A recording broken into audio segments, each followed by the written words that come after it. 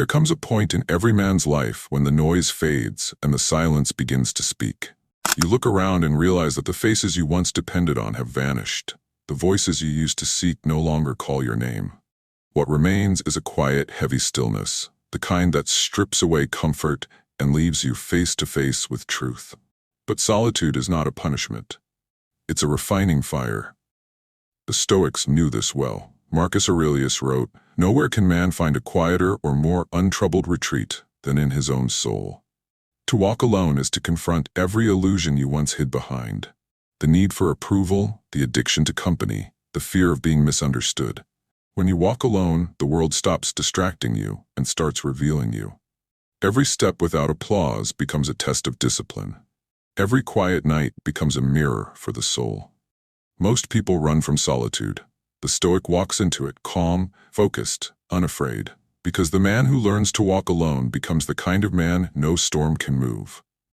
Sign 1. When you outgrow the noise. There comes a quiet moment in life when the things that once excited you begin to lose their pull. The noise, the parties, the meaningless conversations, they no longer feel alive.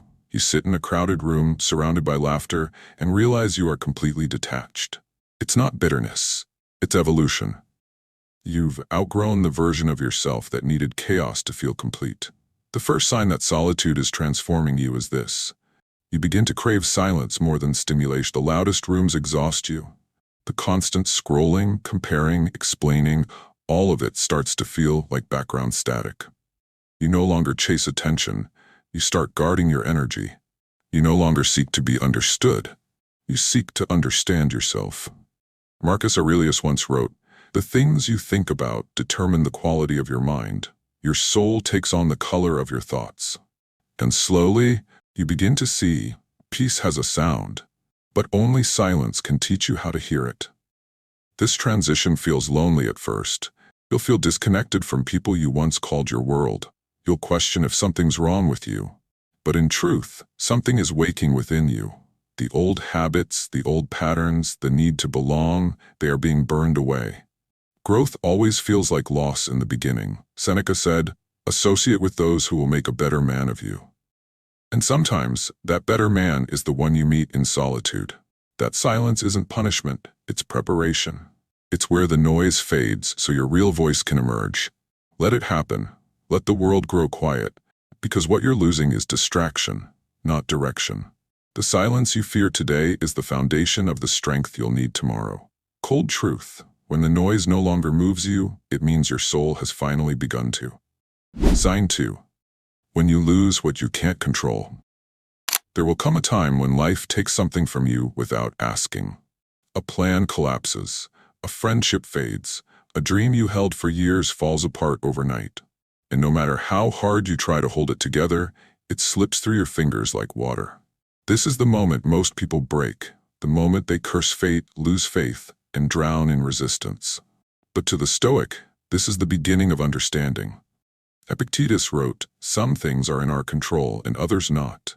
If you think that what belongs to others is your own, you will be disturbed." Losing what you cannot control is not a punishment. It is the universe removing illusions. You thought you had power over outcomes, over time, over others.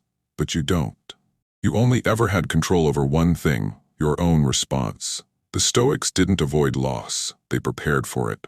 Marcus Aurelius reminded himself every morning, "Today you will meet adversity." He didn't say it in fear, but in readiness. Because once you accept that life owes you nothing, you start walking with calm. The storm doesn't shake you because you've already accepted that storms are part of the sea. When you lose what you can't control, you're being freed from what was never yours. It's not a setback, it's simplification. It's the world cutting away attachments that weaken you. The pain you feel is the friction of becoming lighter. Seneca said, "He who suffers before it is necessary, suffers more than necessary." Let that truth settle. Most of your suffering isn't from loss itself, it's from refusing to let go. The Stoic way is not to harden your heart, but to strengthen it. To look at what's gone and whisper, "It was never mine to keep." Cold truth. Sometimes losing control is how you regain your freedom. Sign 3. When peace finds you in chaos. There's a strange calm that arrives the moment you stop trying to control everything. It doesn't come with a grand realization or a sudden burst of joy. It slips in quietly, almost unnoticed. You wake up one morning and realize that the things which used to disturb you no longer have power. The noise still exists, the problems still come, but your reaction has changed. This is not apathy.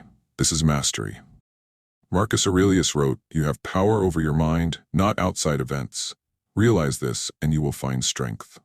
True peace is not found in a perfect life, it's found in a trained mind. The Stoics understood that calm is not the absence of chaos, but control within it. You don't escape the storm, you learn to steer through it. There's beauty in reaching a point where your peace no longer depends on circumstance, where insults don't shake you, delays don't anger you, and uncertainty doesn't terrify you. The world doesn't change, you do. You stop reacting like a slave to emotion and start responding like a master of thought. At first, people won't understand this calm. They'll mistake it for coldness, arrogance, or indifference. But they don't realize how much discipline it takes to stay composed when your mind is on fire. They don't see the battles you fight silently, the thoughts you don't speak, the chaos you refuse to spread. Seneca wrote, "He who is brave is free." Freedom is not just about doing what you want, it's about not being controlled by what happens to you.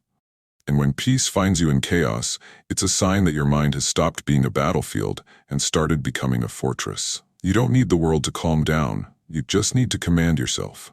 Cold truth. When peace finds you in chaos, it's proof that you've learned to command the storm. Sign 4. When the right people and moments arrive. There's a quiet rhythm to life that only becomes visible once you stop forcing outcomes. When you no longer chase, things begin to align. The right people, opportunities, and moments appear, not because of luck, but because your energy has become clear. You've stopped begging the world to notice you. You've started working on becoming worth noticing.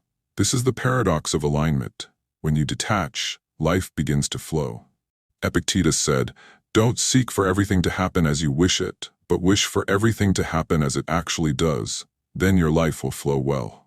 The Stoics believed in harmony, that when your inner world is ordered, the outer world reflects it. And that's what happens when you begin walking the Stoic path.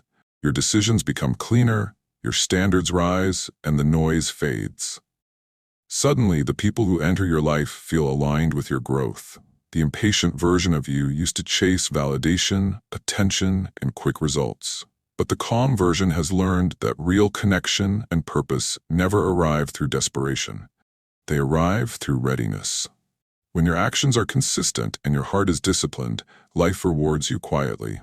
Seneca wrote, "Luck is what happens when preparation meets opportunity." What seems like coincidence is often consequence, the return of what you've been building in silence. So when the right people start showing up, it's not magic, it's momentum.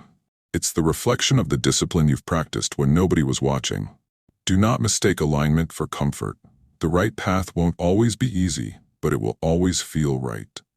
You'll sense it, in your gut, in your peace, in your pace. The world begins to match your frequency the moment you stop fighting it. Cold truth, when the right things arrive, it's not fate. It's proof you've finally become ready. Sign 5. The strength of walking alone. There's a kind of strength that is only forged in solitude. A strength that doesn't announce itself, but radiates quietly through calm eyes and steady hands. Most people fear being alone, because silence confronts them with truths they've spent their whole lives avoiding. But the Stoic welcomes that silence, because it is in that stillness that a man truly meets himself. When you walk alone, every weakness comes to light. You begin to see where you've been pretending, where you've been clinging, where comfort has been softening your edge. There's no one left to blame, no one to save you, and no one to distract you. And in that exposure, a new kind of clarity is born. You stop chasing validation. You stop performing for attention. You start operating from a deeper place, discipline. Marcus Aurelius wrote, "Be tolerant with others and strict with yourself." When you're alone, that's exactly what life demands of you.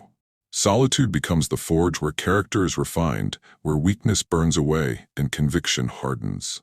The man who walks alone learns to rely on his own judgment, and as his own effort, his own code. At first, the silence feels unbearable. Then it starts to heal you. You begin to move with purpose, to think with precision, to act with calm certainty. And one day you wake up realizing you no longer crave to be understood. You only crave to be aligned. Epictetus said, "No man is free who is not master of himself." That's the essence of solitude, mastery. Freedom from the opinions, expectations, and noise of others. Because the man who can stand alone stands above, not out of pride, but out of peace. Cold truth. Solitude doesn't isolate you, it initiates you. There comes a moment in every man's journey when he realizes not everyone can walk with him to the summit. Some were only meant for the climb halfway up the mountain. Others were never built for the cold air of higher ground. That's when solitude stops feeling like loneliness and starts feeling like alignment. The Stoics never saw solitude as withdrawal. They saw it as sharpening, the deliberate isolation of a blade before its return to battle. Marcus Aurelius wrote, "Nowhere can man find a quieter or more untroubled retreat than in his own soul." That's the sanctuary of the strong. While the world drowns in noise, the Stoic builds peace within.